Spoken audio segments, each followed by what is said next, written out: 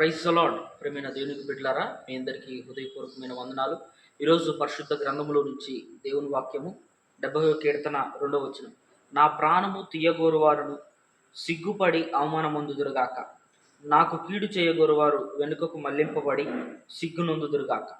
ప్రియమైన దేవునికి బిడ్డలారా, ప్రతి ఒక్క స్థలములో, మీరు గ్రామంలో ఉన్నా, సంఘంలో ఉన్నా, ఉద్యోగంలో ఉన్నా, జాబ్లో ఉన్నా, మీరు ఏ విధమైన ఫీల్డ్లో ఉన్నా, మనకంటూ ఎగైనిస్ట్గా ఒక టీం ఉంటుంది, ఒక బ్యాచ్ ఉంటుంది. ఏంటంటే మనం నశించిపోతే వాళ్ళకి సంతోషం, మనం చెడిపోతే వాళ్ళకి సంతోషం. ఎదుటివారి నాశనాన్ని కోరే ఒక బ్యాచ్ ఉంటుంది. అయితే వారి గురించి దేవుని వాక్యం ఏమని సెలవిస్తుందంటే, వారి గురించి ప్రార్థించాలి. ఏమని ప్రార్థించాలి?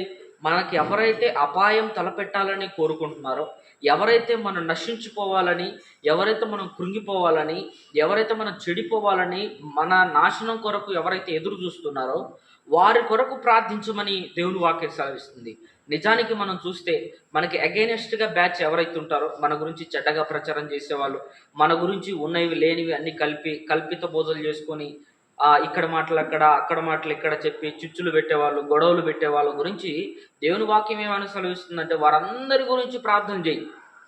ప్రతిరోజు మనం చేస్తున్న ప్రార్థనలో ఇది కంపల్సరీగా మనం ప్రార్థన చేయాలి. ఏంటంటే, అయా నా కీడు కోరుగు వారి గురించి, వారు బాగుండాలని, వారి మనస్సు మారాలని, వారే మిత్రులుగా మారాలని, మన కీడు చేసే వారి గురించి, మన శత్రువుల గురించి, మనకి ఎగైనెస్ట్గా ఉన్న బ్యాచ్ గురించి మనం ఎప్పుడైతే ప్రార్థన చేస్తామో దేవుని ప్రేమను ప్రకటించిన వారముగా అవుతాం.